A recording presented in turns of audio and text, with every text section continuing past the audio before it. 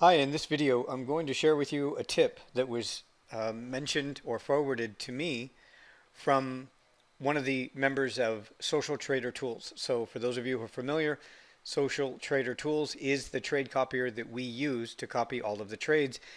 And a lot of my subscribers are using many different brokers, not only for their own personal account, but also for funded accounts. All of them using different brokers. There's a lot of them out there. So in a situation like that where you have everybody using or a lot of people using a lot of different brokers, there's a lot of things that can go wrong. So in this video, I'm going to share with you a tip. I highly recommend that you follow it and that you make some adjustments to your platform so that you can prevent any slippage issues or connection issues or execution issues, things like that. Because again, technology being what it is, there's so many things that can go wrong. And if we can do anything along the way to eliminate the possibility of failed trades or missed trades, things like that, trades not being executed, you want to be able to optimize your platform. So Philip from Social Trader Tools has said here, I was asking about one of my subscribers, my trade copier subscribers. He keeps saying that he's experiencing some slippage issues, and there are different things that you can actually do on your end. It's not just the trade copier or your broker. Sometimes it's things that you can do that you may not even be aware of that you can fix or optimize. So he's saying here, by checking one of my subscribers' platform and his account, he can see that there's a high number of active symbols, meaning that there's a lot of charts and a lot of things running on that MT4 platform. And during high volatility, there can be a lot of data going through. Some of you may recognize when the markets and price gets really, really active, your computer might start, like the fan, if you're using a laptop, might start generating, error because there's a lot of data and your computer's processing a lot of information. So I hear that on different computers that I've used in the past few years. Sometimes it'll get really, really active when, non-farm payrolls or a big, interest rate announcement. And then I can hear my computer running. And I don't even have to know when the announcement comes out, something's happening. And you look at the charts and you can see there's a lot of data. So that can cause some slippage issues. That can cause, he says here, the terminal to freeze or crash. So sometimes you'll notice that the data feed in your MT4 might slow down or might freeze. It might freeze up and data won't move for a few seconds. And what he's saying is that it is a possibility. It's not the only excuse or reason, but it is a possibility that there could be too many active symbols. I'm going to show you how to turn them off. He says it's a well-known issue with MT4, and also it's a 15-year application.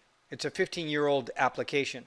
So there's a lot of data to support what he's saying here, that we've gone through many, many years of watching these things happen. So we should probably follow his recommendation. So he's saying eliminate or disable some of the symbols that you don't need, things that you wouldn't normally trade. He says that ideally each platform should have no more than 50 active symbols. So let's take a look at what that means and what you can do. So here's a page here.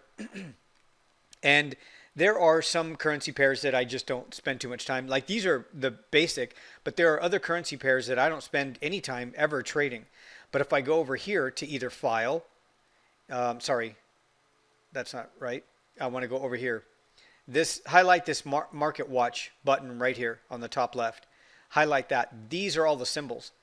And by default, sometimes you'll notice that, and I used to think that there was nothing wrong with this. I always left it alone. But this is part of what Philip is talking about that could cause the problem. And he's saying deactivate the ones that you never would consider trading. Like I would never look at Swiss, franc, Polish, zloty. Like I would never trade that. So I better turn it off. And if I can go down here a little bit further, you'll see that there's more, there's commodities with some brokers. There's indexes, let's see, stocks in some cases. So I need to delete all of these. There's just no reason for these things to be here.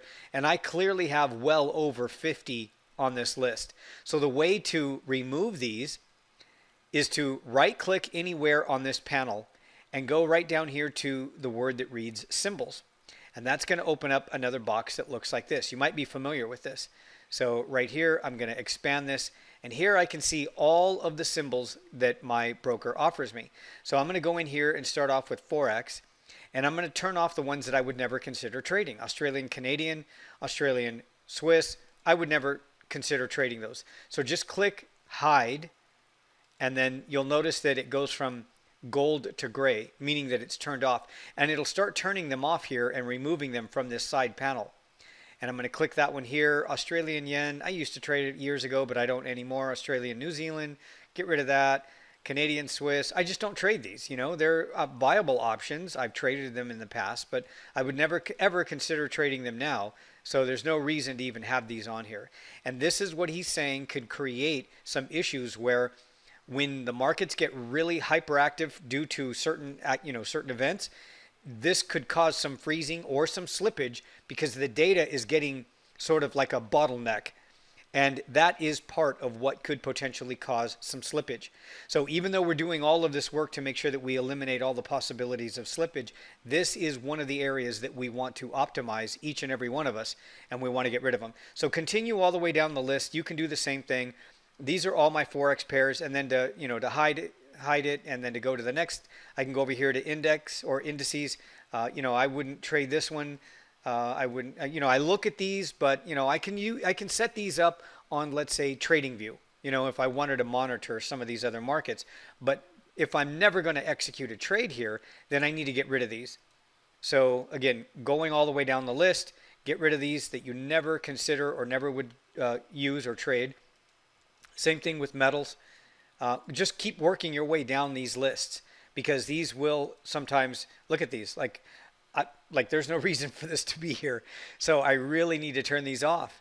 It's fun to see them there on the left-hand side panel, but there's, issues with leaving these things on, and we want to optimize and go all the way down the list. So again, try and reduce it to no more than 50. You'll find that, like with me, with my broker, I'm probably going to leave like US 30, maybe gold and oil, and then 8 different currency pairs. And that's about it. Like maybe the dollar if they offer the dollar, so I can track that on that platform. Otherwise, I can always use TradingView. And TradingView is much more robust, a trading platform, or I'm sorry, a system, a chart program.